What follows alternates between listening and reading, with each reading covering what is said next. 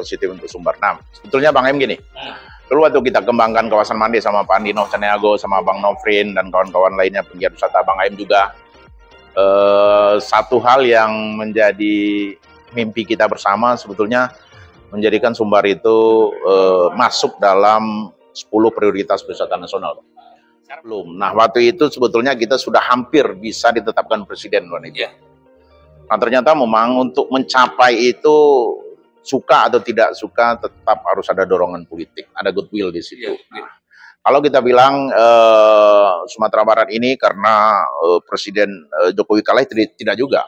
Terbukti NTB, Labuan Bajo itu juga dengan adanya dorongan politisi di pusat menjadikan Labuan Bajo itu menjadi menjadi destinasi prioritas nasional.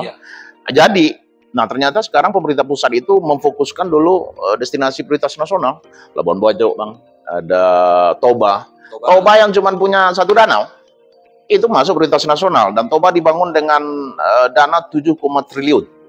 Maka jalan-jalan di Toba itu, di Medan itu, Sibolangit itu, jadi pariwisata di situ terintegrasi. Nah, itu ternyata ada kekuatan politik di situ yang mendorong untuk menetapkan, presiden menetap. Nah, Sumbar kita mempunyai 7 danau, bukan 5 lagi, 7 danau. Kita mempunyai, sumur itu cuma punya Toba 1. Tapi kenapa Sumatera Barat tidak masuk dalam 5 prioritas pariwisata nasional? Nah, kita dari Malaysia Kuala Lumpur itu juga 1 hour flight, cuma 1 jam. Nah, itu yang akan bisa membangun pariwisata, mengintegrasikan semua daerah di Sumatera Barat ini. Yang pertama infrastruktur, yaitu butuh dana yang besar memang. Jadi itu yang memotivasi kita sebetulnya, bahwa tidak bisa dipungkiri pembangunan Sumatera Barat ini betul-betul butuh support dari politisi, baik yang di daerah maupun di pusat. Nah, APBN kita kecil.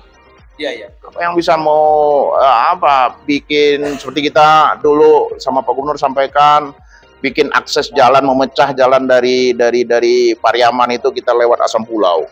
Asam Pulau itu terus Malalo, Singkarak. Jadi orang ke Tanah Datar itu tidak perlu lagi lewat Lembahanai, tapi dia bisa langsung ambil ke kanan ke Malalo, Singkarak, terus mereka Tanah Datar. Nah, sekarang Malala sudah ada. Terus jalan dari Keliran Jauh itu terus tembus ke Alan Panjang. Jadi ketika pariwisata Sumatera Barat ini terintegrasi, nah disitulah Sumbar ini baru bisa dikatakan betul-betul kawasan yang layak untuk dikunjungi. Nah, itu butuh ternyata teman-teman Banggar di DPRI itu ya butuh untuk mensupport itu, menetapkan Sumatera Barat. Itu yang pertama ya. Nah, yang kedua memang karena memang potensi kita pariwisata. Saya melihat sekarang teman-teman yang ada di legislatif tidak ada yang fokus untuk membangun pariwisata. Kita bicara pertanian juga akan berkembang ketika pariwisatanya berkembang. Pariwisata berkembang, hotel-hotel penuh, akhirnya orang belanja kebutuhan pertanian. Orang belanja beras, orang belanja ayam, ya, orang belanja telur, orang belanja sayur, karena seluruh hotel penuh. UMKM pun jalan kalau pariwisatanya jalan. Nah, itu lagi itu yang membuat Sumatera Barat tidak bisa tidak. Memang yang bisa untuk meningkatkan perekonomian masyarakat itu adalah pariwisata. Nah, kita mempunyai untuk itu. Yang pertama, kita dari Singapura 1 jam, dari Malaysia 1 jam. Kemarin kita coba dengan itu 4 jam dari Yunan, Cina dengan pesawat Citylink. Nah, itu kalau tidak COVID ada 4 kali dalam sebulan itu akan rutin, dan itu mereka sangat exciting sekali. Mereka teriak-teriak sampai di Pandeh itu, karena mereka tidak pernah lihat laut, karena itu dataran tinggi ya. Wah, teriak-teriak mereka, sayang waktu itu COVID dan akhirnya